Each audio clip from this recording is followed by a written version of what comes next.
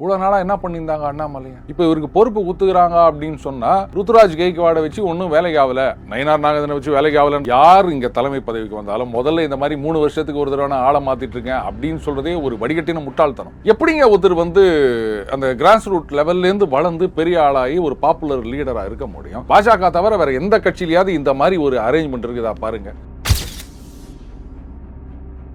தலைவரா இவங்க வந்திருக்காங்களே தவிர கட்சி அப்படியே தானே இருக்குது, கட்சி தொண்டர்கள் அப்படியே தானே இருக்காங்க. நீங்க ஒன்னா அவங்க இஷ்டத்துக்கு ஒவ்வொரு தலைவரும் நிர்வாகிகளை மாத்திக்கலாம், ஆனா தொண்டர்கள் ஆதரவாளர்கள் அப்படின்றவங்க அங்கேயே தான் இருக்காங்க, அப்படியே தான் இருக்காங்க. அதனால எல்லாரையும் தான் அரவணைத்து செல்ல வேண்டும். ஒருத்தரால கட்சிக்கு பிரயோஜனம் அப்படின்னு சொன்னா அதை எந்த அளவுக்கு மேக்சிமம் யூட்டிலைஸ் பண்ணிக்க முடியுமோ அந்த அளவுக்கு யூட்டிலைஸ் பண்ணிக்கணும். அதே சமயத்துல இந்த ஆளால கட்சிக்கு டேமேஜ் அப்படின்னு சொன்னா தயவுதாட்சியமே பார்க்காம அப்படி தூக்கி போடணும். அதையும் செய்யாம இதையும் செய்யாம இருந்தா அப்புறம் அட்லீஸ்ட் இப்போவாது பாஜக மேலிடம் புரிஞ்சிட்டு இருக்கு அப்படின்னு நினைக்கிறேன். இங்க இது இல்லைன்னா நடக்காது அப்படின்றத அவங்க தெரிஞ்சு வச்சிருக்காங்க. ஸோ இனிமே கொஞ்சம் அதிரடி ஆட்டத்தை பார்க்கலாம். பழைய வேகம் அப்படின்றத எதிர்பார்க்க முடியாது சிவா. அதை விட அதிக வேகத்தோடு ஆடுவார் அப்படின்னு தான் நான் நினைக்கிறேன். ஏன்னா அது இப்போ இது 2.0 அப்படிதான் நான் பார்க்குறேன். இன்றைக்கு தேர்தல் வரவிருக்கின்றது. இப்போ திமுகவில் யாருமே எந்த ஊழலுமே செய்யவில்லையா? அந்த 4 ஆண்டுகள்ல திமுகவில் யாருமே அளவுக்கு அதிகமாக சொத்து குவிக்கவில்லையா? இல்லை, எனக்கு தெரியல, நான் தான் கேட்கிறேன். இந்த புலனாய்வு புலிகள்லாம் ஆளுங்கட்சியினர் என்ன பண்றாங்களோ அதை தேடி எடுத்து போடணுமா, இல்லை அதை விட்டு சொந்த கட்சிக்காரங்க இல்லை நாங்கள் ஆதரவாளர்கள்னு சொல்லிக்கிறவங்க இந்த மாதிரி பண்ணிட்டாரு அப்படின்னு ஆதாரமே இல்லை. இப்போ என்னடானா நீ எங்க லோன் வாங்கின, அந்த லோன் பேப்பரை கொண்டா அப்படின்னா நீ ஐடி டிபார்ட்மெண்ட்லேருந்து வந்துக்கிறியா? 80 கோடி ரூபா 90 கோடி ரூபா அப்படின்னு சொன்னா கேஸ் போடுங்க, அரசாங்கத்தில் போய் கம்ப்ளைண்ட் கொடுங்க, ஆளுங்கட்சி கிட்ட போயிட்டு புகார் கொடுங்க. அவங்க தான் காத்துனுக்குறாங்களா இவங்க என்ன பண்ணுவாங்க தப்பு அப்படின்னு சொல்லிட்டு. அதுல முறைகேடு நடந்திருந்தா அவங்க உடனே அண்ணாமலை மேல கேஸ் போடட்டும். ஏன் செய்ய மாட்டேங்கிறீங்க? ஏன் இப்படி ட்விட்டர்லயே கொம்பு சுத்தி நிக்கிறீங்க? அப்போ ஒண்ணு தெரியுது, இது வெறும் அவதூறு தான். நீங்க சும்மா வைத்தறிச்சல அவர் மேல இது மாதிரி பண்ணிட்டு இருக்கீங்க அப்படின்னு. அப்ப இதுக்கு என்ன பதில் சொல்ல முடியும்?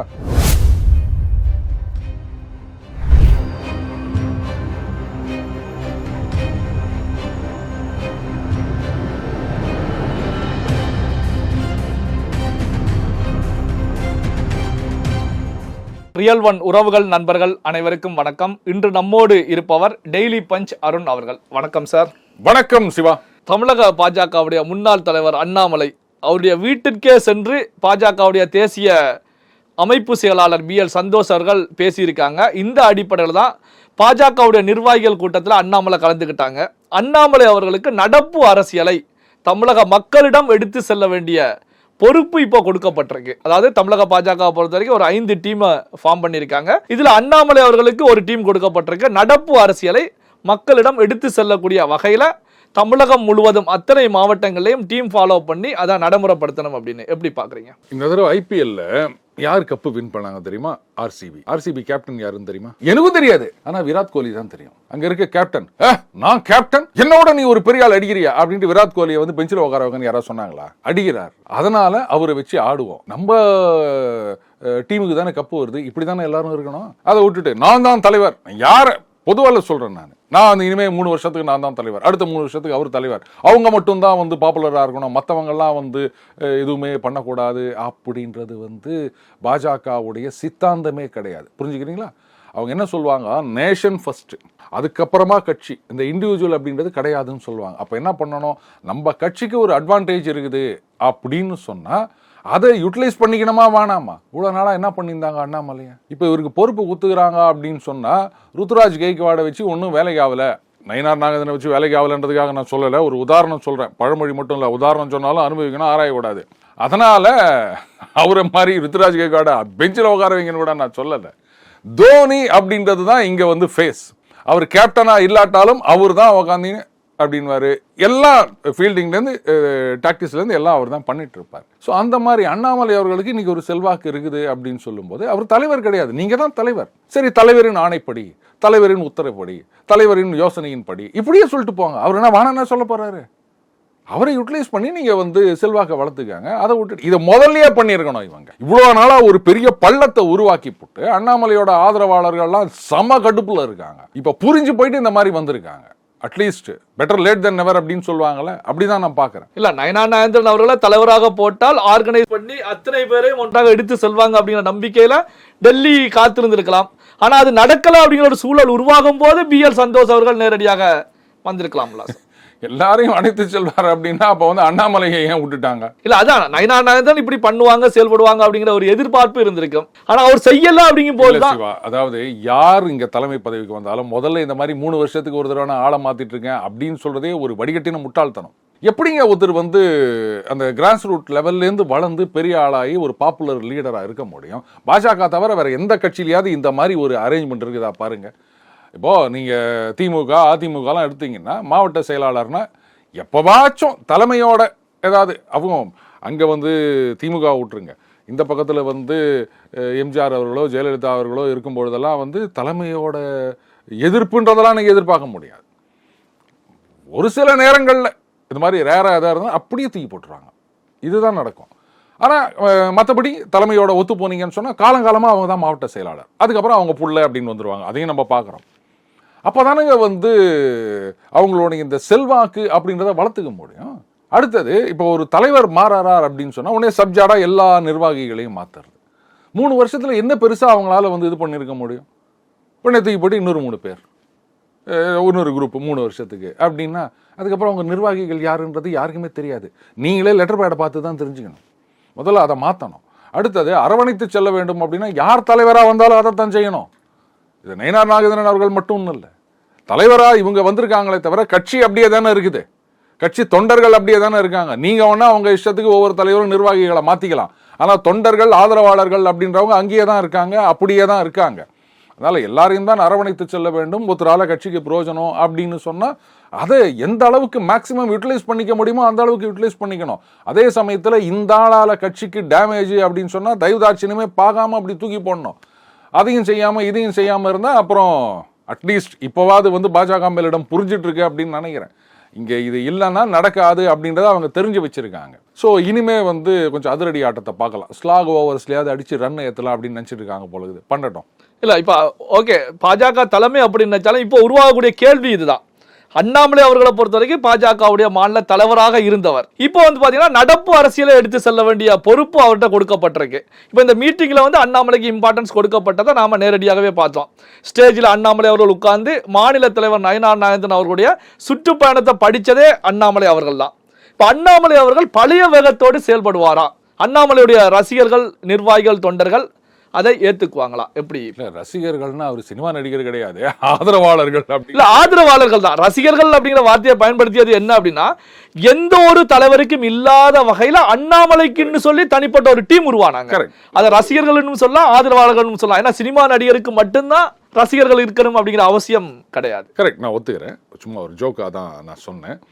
பழைய வேகம் அப்படின்றத எதிர்பார்க்க முடியாது சிவா. அதை விட அதிக வேகத்தோடு ஆடுவார் அப்படின்னு தான் நான் நினைக்கிறேன். ஏன்னா அது இப்போ வந்து இது 2.0 அப்படிதான் நான் பார்க்கிறேன். திராவிட மாடல் 2.0 2026ல அதே போல அண்ணாமலை 2.0 எக்ஸாக்ட்லி. ஸோ அதுக்கு ஈடு கொடுத்து இன்னும் அதிக வேகத்தோடு தான் செயல்படுவார் அப்படின்றது என்னுடைய கருத்து. அந்த மாதிரி தான் நடக்க போகுது. அதுக்காகத்தான் நடப்பு அரசியலை எடுத்து செல்வதற்கு அப்படின்னு அந்த ஒரு பொறுப்பு கொடுத்துருக்காங்க. அதுலேருந்து நீங்கள் கவனிக்கணும், நடப்பு அரசியல் சித்தாந்தத்தை எடுத்து செல்வதற்கு அந்த மாதிரிலாம் எதுவும் சொல்லலை. எக்ஸாக்டா இன்னைக்கு இருக்கிற அரசியலை நீ ஜனங்க கிட்ட கொண்டு போனோம்ப்பா. அப்ப இன்னைக்கு இருக்கிற அரசியல் அவங்க நினைக்கிறது என்ன? தமிழகத்தை மீட்போம், திமுக அரசு வந்து தமிழகத்துக்கு வஞ்சனை செய்கிறது, தமிழர்களை ஏமாற்றுகிறது அப்படின்னு தானே நீங்க சொல்லிட்டு இருக்கீங்க. அப்ப இதை எடுத்துட்டு போனோம் அப்படின்னா அந்த எஃபெக்டிவ் கம்யூனிகேஷன், இவரால் முடியும் அப்படின்னு இதனால் இவன் முடிப்பான் என்றாய்ந்து அதனை அவன் கண் விடல் விட்டுட்டாங்க. விடுங்க, இதுக்கு மேல நீங்க எதுவும் கேள்வி கேட்காதீங்க. Okay sir. இப்போ வந்து பாத்தீங்க அப்படின்னா வந்து அண்ணாமலை அவர்களை பொறுத்த வரைக்கும் கடந்த காலத்தில் தலைவராக இருக்கும் போது திமுகவுக்கு எந்த அளவுக்கு ஒரு நெருக்கடியா கொடுத்தாங்க, அந்த நெருக்கடி அண்ணாமலை அவர்கள் தொடர்ச்சியாக கொடுப்பாங்க. அதை விட அதிகமாவே கொடுக்க போறாரு பாருங்க. அதுதான் சொன்னேன், முன்னை விட அதிக வேகத்துடன் அவர் செயல்படுவார் அப்படின்னு. அப்போ பாஜக திமுக அப்படிங்கிற ஒரு மோதல் மீண்டும் தொடர்கிறது அப்படின்னு எடுத்துக்கலாமா? நிச்சயமா வரும். அதுக்காகத்தான் வந்து அவர்கிட்ட அந்த பொறுப்பை கொடுத்துருக்காங்க. பார்க்க தானே போறீங்க. எதுக்காக இந்த கேள்வியை முன் வச்சோம் அப்படின்னா, கடந்த ஒரு சில தினங்கள் முந்தைய நிலையில தான் அண்ணாமலை மீது ஒரு விமர்சனங்கள் முன்வைக்கப்பட்டது. அது உண்மையா பொய்யா அப்படிங்கிறத கடந்து அண்ணாமலை அவர்கள் அதுக்கு விளக்கமும் கொடுத்திருந்தாங்க. ஒரு லேண்ட் வாங்கிய விஷயத்தை பொறுத்த வரைக்கும் ஒரு 80 கோடி 85 கோடிக்கு அண்ணாமலை லேண்ட் வாங்கியிருக்காங்க, இது வந்து ஒரு முறைகேடாக நடந்த சம்பவம் அப்படின்னு சொல்லி சோசியல் மீடியாக்கள், பல சோசியல் மீடியாக்கள்ல செய்திகள் வெளியாகி இருந்தது. அண்ணாமலை அவர்கள் அதுக்கு கிளாரிட்டி கொடுத்திருந்தாங்க. இப்படியான சூழ்நிலையில அண்ணாமலை அவருடைய செயல்பாடு. சிவா, நான் உங்களை ஒரு கேள்வி கேட்கிறேன். இப்போ இந்த மாதிரியான ஒரு குற்றச்சாட்டை முன்வைத்தவர்கள்லாம் வந்து திமுக கிடையாது, காங்கிரஸ் கிடையாது, அதிமுகன்னு சொல்லிக்கிறவங்க, பாஜகன்னு சொல்லிக்கிறவங்கன்னு தான் நான் சொன்னேன். ஏன்னா அவங்க உண்மையில் அந்த கட்சியில் இருக்காங்களா, இல்லை உள்ளேருந்து வெளில வந்தாங்களா, வெளிலேருந்து உள்ளே போனாங்களா, அதெல்லாம் நமக்கு தெரியாது. அப்போது இன்றைக்கு வந்து தேர்தல் வரவிருக்கின்றது. இப்போ திமுகவில் யாருமே எந்த ஊழலுமே செய்யவில்லையா? அந்த 4 ஆண்டுகளில் திமுகவில் யாருமே வந்து அளவுக்கு அதிகமாக சொத்து குவிக்கவில்லையா? இல்லை, எனக்கு தெரியல, நான் தான் கேட்குறேன். இந்த புலனாய்வு புலிகள்லாம் ஆளுங்கட்சியினர் என்ன பண்ணுறாங்களோ அதை தேடி எடுத்து போடணுமா, இல்லை அதை விட்டு சொந்த கட்சிக்காரங்க இல்லை நாங்கள் ஆதரவாளர்கள்னு சொல்லிக்கிறவங்க இந்த மாதிரி பண்ணிட்டாரு அப்படின்னு ஆதாரமே இல்லை. இப்போ என்னடானா, நீ எங்கே லோன் வாங்கின, அந்த லோன் பேப்பரை கொண்டா அப்படின்னா, நீ ஐடி டிபார்ட்மெண்ட்லேருந்து வந்துக்கிறியா? உங்ககிட்ட எல்லாத்தையும் எடுத்து கொடுத்துட்டு இருக்கிறதுக்கு. ஒருத்தர் பொது வாழ்க்கையில் வந்துட்டார் அப்படின்னு சொன்னால் எல்லா டீட்டெயில்ஸும் உட்காந்து கேட்குறீங்க பொழுது நீங்கள், அது ஐடி டிபார்ட்மெண்ட் கேட்பாங்க. இப்போ உங்களுக்கு வருமானமே இல்லைன்னு வச்சுக்கோங்க சிவா, உங்கள் வருமானம் லேட்டஸ்டே ஒரு 1 லட்சம் தான் இந்த வருஷத்துக்கு அப்படின்னா, இப்போ நீங்கள் ஒரு நிலம் வாங்குறீங்க அப்படின்னா அங்கே உங்கள் ஆதார் கார்டு, பேன் நம்பரு எல்லாம் வச்சுன்னு இப்படி ஃபோட்டோ எடுத்து தான், கைரேகை வச்சு தான் உங்களை வந்து நிலத்தை ரெஜிஸ்டர் பண்ணுறாங்க. அப்போ அதெல்லாம் வந்து அங்கே இன்கம் டேக்ஸ் டிபார்ட்மெண்ட்டுக்கு போகும். ஏன்னா 1 லட்ச ரூபா நீ வந்து வருமானம் காமிச்சிட்டு 50 கோடி ரூபாய்க்கு நிலம் வாங்கிக்கிறிய அப்படின்னு கேட்பாங்களா மாட்டாங்களா ஐடியில்? அதுக்கு என்ன நீங்கள் வந்து பதில் கொடுப்பீங்க?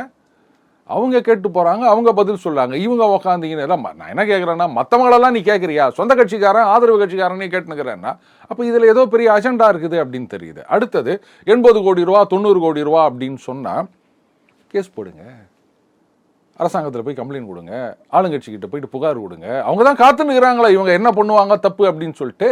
அதில் முறைகேடு நடந்திருந்தா அவங்க உடனே அண்ணாமலை மேலே கேஸ் போடட்டும். ஏன் செய்ய மாட்டேங்கிறீங்க? ஏன் இப்படி வந்து ட்விட்டர்லேயே கொம்பு சுற்றி நிற்கிறீங்க? அப்போது ஒன்று தெரியுது, இது வந்து வெறும் அவதூறு தான், நீங்கள் வந்து சும்மா வைத்தறிச்சல அவர் மேலே வந்து இது மாதிரி பண்ணிட்டு இருக்கீங்க அப்படின்னு. அப்போ இதுக்கு என்ன பதில் சொல்ல முடியும்? வாயா அப்படின்ட்டு போயிட்டே இருக்க வேண்டியது தான். பல்வேறு முக்கியமான தகவல்கள், செய்திகளை நம்முடைய உறவுகளுடன் பகிர்ந்து கொண்டதற்கு நன்றி சார். நன்றி சிவா.